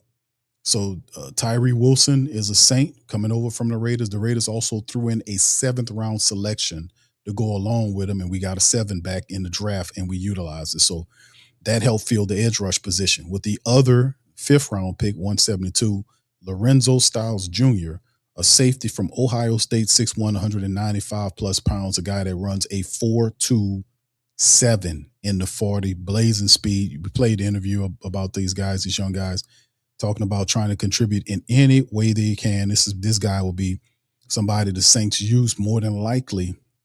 They'll try to use as a nickel, because he has the size. He doesn't have the experience, man. He comes from that Ohio State background, which he wasn't no chump. They don't bring guys up that end that can't play football. But he is, you'll see what I'm saying, how they got him listed. We'll see what the Saints have. I think it's some truth to this unofficial depth chart, to be honest with you, man, based on what we see and how the Saints draft. And I'll explain that momentarily. Lorenzo Styles, with the 5th round pick, 172, added to the Saints secondary. And these are a lot of these guys here, from Lorenzo Styles down to TJ Hall. These guys are special team contributors. Barion Brown, this guy was awesome. He came over he was a transfer from the University of Kentucky. He was super productive. The man was productive from his freshman season. He was burning it up. Not just a special teams weapon, but he was actually catching the ball and making plays and touchdowns. He was a part of the offense for 3 years with the University of Kentucky. Then he transferred the final year to LSU. That's how we know him. and he did it. The offense stunk. Okay, Garrett Nussmeier was hurt all damn season long. Couldn't throw the ball, couldn't stretch the field. That hurt Barion Brown's game. But nonetheless, he still was able to get out. I think 50-something catches that year. And still were able to contribute in the special teams manner. So Barion Brown is a hell of a return weapon option. That the Saints, he's going to be one of these guys too. That's on the team. He'll be competing for a special team slot at the in terms of the kick returner or punt returner. Trey and the rest of these other guys that's on the team of wide receiver roles. Anyway, the reality is it's competition everywhere. That's the point. We'll ferret out and see who we got. The best guys, just creating competition everywhere. He got picked up 190. He was very excited. Probably the most excitable of all of them that we've seen and talked to. But I also like the energy that Christian Miller and Jordan Tyson came with. Love their energy too. Jeremiah Wright was laid back and cool. Bryce Lance was laid back and cool. Lorenzo Styles was laid back and cool. Barion Brown was by far the most excitable of all of the guys. The least excitable were Oscar Delp. He told you about his people that he didn't know where they was from. Yeah, we got people in Louisiana. Okay, where they from? Oh, I don't know. They like, I went 30 minutes away from the city. This sort of thing. So, not really impressed with his interview. But the rest of those guys, they look like they're ready to play. The 7th-round selection, cornerback from Iowa. We just played his interview, TJ Hall. This guy is going to be a special teams guy as well. He's not much on the 40 time, 4.59 on the 40. But the Saints like him because of everything else. He's solid everywhere else. Like he battles with you. He's smart with his coverage ability. That's because he worked on the things that that was his strengths in an attempt to kind of sway a team to get at him. That attitude is right together too when he's playing and fighting, and not negatively, but he got a never say die mentality when you dealing with football. But like I said, the speed's just not there. But he's solid and fundamental everywhere. And the Saints gave him a shot at 219. Fam, let me kind of share this. Shout out to John Sigler, Saints Wire site with their tracker. Here we're gonna put it on here, and this will be the last thing to get information before we get on out. Saints undrafted free agency tracker analysis on every signing, right? So this is the undrafted signing. And right now, like we talked about, some of them, right tackle Alex Wolfschlager from Kentucky signing with the Saints per Justin Mello. Schlager is 6'6", 305. He started his last 4 years at right tackle. Between his time at Kentucky and Bowling Green, he held his own against SEC competition from transferring in 2025 and could push Asim Richards for the backup job behind Tyrie this summer. There you go. Cornerback Jeremiah McClendon from Southern Illinois signing with the Saints per KPRC's Houston Aaron Wilson. McClendon doesn't have much experience guarding the slot. 1,313 of his college reps were outside the numbers, but he has tremendous ball skills with 24 passes broken up and 3 picks over the last 3 years. He's a little more slightly built at 5'11", 187 pounds, but he is 4.52 second time, 4.52 40 time dash didn't slow him down against the level of competition. So he looks faster on film. He just didn't run that well. 4.52 is interesting for a guy like that, but we'll see. Tight end Cody Hardy from North Carolina State agreed to terms with the Saints per NFL's Mike Garafolo. Throwback tight end, 6'4", 265, but was with a 40 time of just 4.88. Hardy is the best blocking. He's best at his blocking opponents off the line of scrimmage. He does what he's asked to do on 844 running plays with 447 snaps in pass protection compared to 328 routes run in college. He spent 3 years at E-line before transferring to NC State. So we got a blocking tight end in Cody Hardy. Offensive lineman Alan Herron from Maryland. This is the brother from Jamaica, signing with the Saints. Herron's one of the Saints' 30 pre-draft visits and offers immediate competition at the right tackle position spot or at inside guard. He's drawn just 5 penalty flags and allowed 8 sacks over 1,000 snaps in pass pro. The Saints got an up-close look at him at the Senior Bowl practices in February. This isn't a signing, but South Carolina running back Rasul Faison was invited to attend the Saints rookie minicamp called in the Irie Pulley. Faison was also invited to trial for the Chiefs and Titans at their own rookie minicamp, so he'll have a decision to make. Faison averaged 5.6 yards per carry, scored 16 touchdowns, caught 52 passes over 3 years. stay tuned for an update here. And then, of course, finally, defensive tackle Keyshawn Silver from USC is signing with the Saints per the USC Trojan official social media account.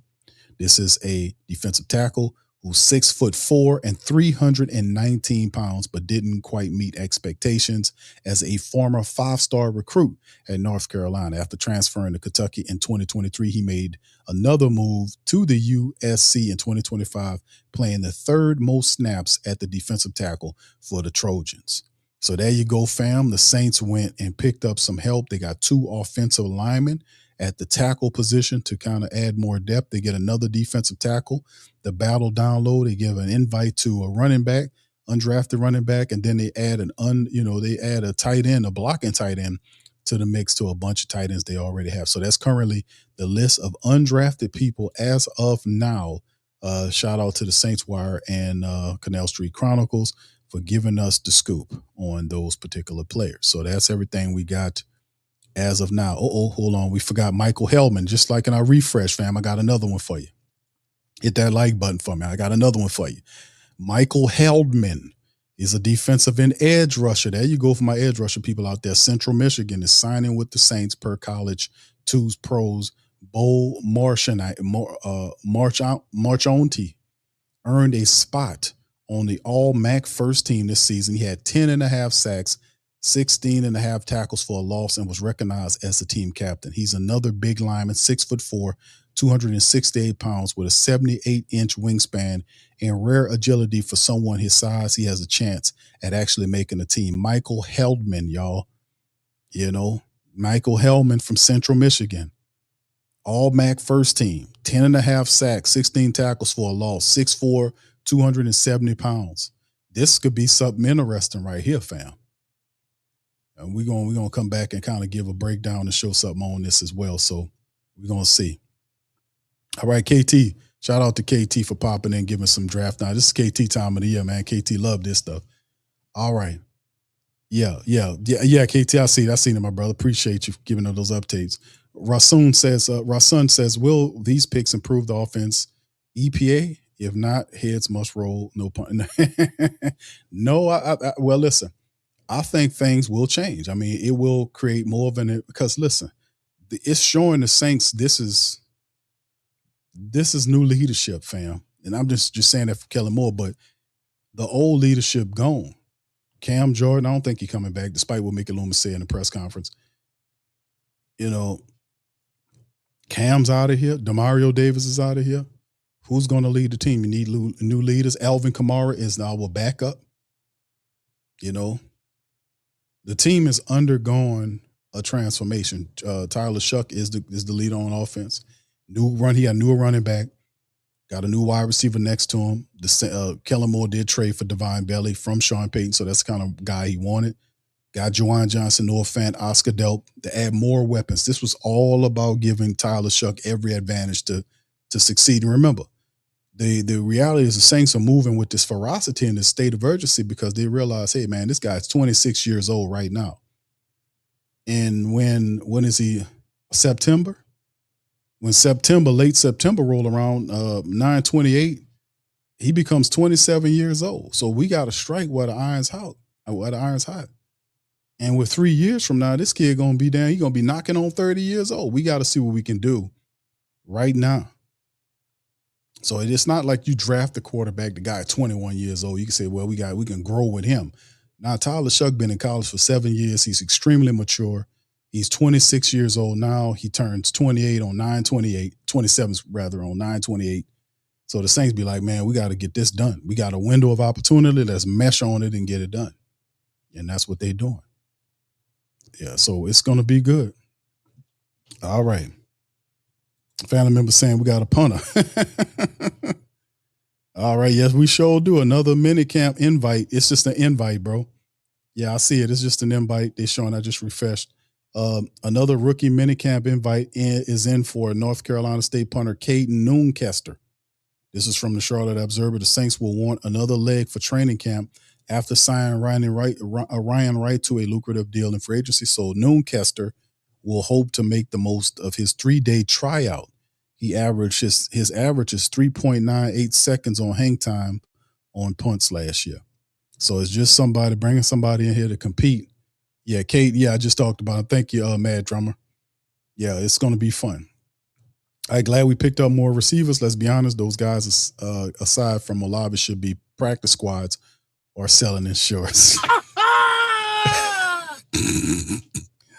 Oh, man. Anyway, with that being said, man, let me get ready to cut out on that, man. I appreciate y'all for joining us for this episode, man. This was tough. But, I mean, not tough. It was fun because this is what we do. But at the same time, I like to thank all the new subscribers. I like to thank the Patreon and YouTube membership family for a full day of Saints football draft, man. You know, it's the best time of the year out of all 3 days. The all Saturday day, you got to be dug in, got something to drink, you know, and all this kind of stuff. And you just get ready to run at it, baby. And we did that this time around. I'd like to thank everybody for joining us here.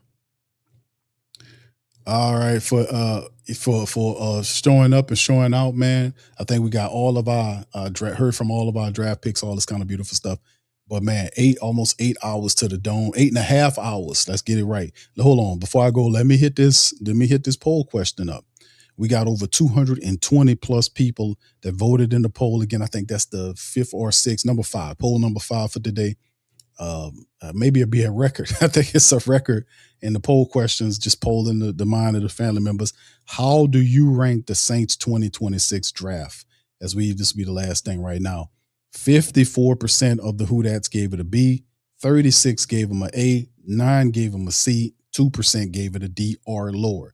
54% of the Whodats says, man, it's a B, and 36 said it was A. So regardless of not, the team handled up, did some positive stuff, added to depth, and just really, if anything, they supercharged that offense, man, giving Tyler Shug all kind of ways. So it's going to be really thrilling and interesting once we start getting to some of the more complete and thorough portions of training camp, all this stuff. So, you know, they'll have the rookie mini camp, all that stuff coming up. So it's still a ton of content coming up. So you want to smash on your notification bell to get all the latest, man. And also we'll be doing video breakdowns for our Patreon and YouTube membership family on all these players in the draft that'll be available for our Tuesday stream. We usually release all that on Tuesday. So we'll be doing all that. So with that being said, man, listen, hit the like button, hit the subscribe button. By all means, feel free to share the show on social media feed. Y'all guys are terrific. I love y'all. I appreciate y'all for being here. Just sitting it out for me with me for 8.5 hours. How about that, man? Give yourself a round of applause for that, man. Come on. Shout out to you guys. Thank you. So with that being said, man, we're going to get on out and I'm going to see you guys later. Much love, peace, and who that to you. Yeah. Boogie like Vincent, I'm a who that. I'm a who that. Long as I'm living, I'm a who that. Lose or winning, I'm a who that. Sports coma, yeah, this is where we do that. Where we do that, where we do that, where we do that, where we do that, where we do that. Boogie like Vincent, I'm a who that. I'm a who that. Sports coma, this is where we do that. Where we do that. Welcome, welcome, welcome. Somebody please better help. Running this thing like elf. I thank God every day I'm not a felt. Go to YouTube live with Big Q and the guys. If you ain't ride or die, the bandwagon get flipped. Been marching in, that was way for the ring. I was yelling out your shade for the championship. Bucking on town, duck down. Falcons, pluck, get shut down. Panthers ain't much touchdown. The vision really belong to us now. So much hate on the Saints, you could probably tell. Ever since Bounty Gate hit the NFL, when things seem fishy and you probably smell the crooked referees or Roger Goodell. Yeah, probably like this and I'm a who that. Every day I'm living, I'm a who that. Lose or winning, I'm a who that. It's the sports coma, this is where we do that. Where we do that, where we do that, where we do that, where we do that, where we do that. Boogie like this and I'm a who that. It's the sports coma, this is where we do that. You're listening to the Sports Coma with Big Q and the guys on the PRO Media Network.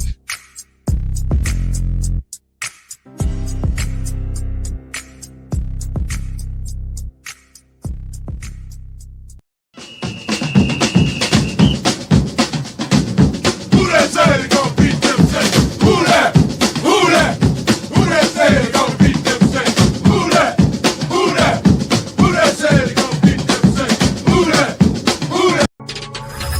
Thank you for making Saints Central your black and gold home for the New Orleans Saints. Hey, New Orleans! Whether you're catching up on Saints news at Jackson Square, checking Pelicans scores in the Garden District, or staying updated on LSU while grabbing coffee in the French Quarter, there's one place that keeps you connected to everything that matters in our city. From Bourbon Street to the Superdome, from Preservation Hall to the Riverfront, New Orleanians are staying in the know with thehootitdaily.com. Your daily source for Saints, Pelicans, LSU, and all the sports, music, and culture that makes our city special. At work downtown, at a game in the Dome, or just relaxing by the Mississippi, wherever life takes you in the Big Easy, you can stay connected. Because when you're from New Orleans, you don't just live here. You stay in the NO. That's stay in the know. Visit theWhoDatDaily.com and never miss what matters most to Who Dat Nation. Welcome to the Pro Shop, where we create authentic NOLA-inspired clothing for men, women, and children. From Saints jerseys to Pelicans gear, everything's crafted right here in New Orleans. Whether you're shopping the Pro Shop, the Pel Shop, or the Pro Shop Kids, we've got your whole family covered with genuine merchandise that represents our city's spirit. Check for links in the description section below or in the chat.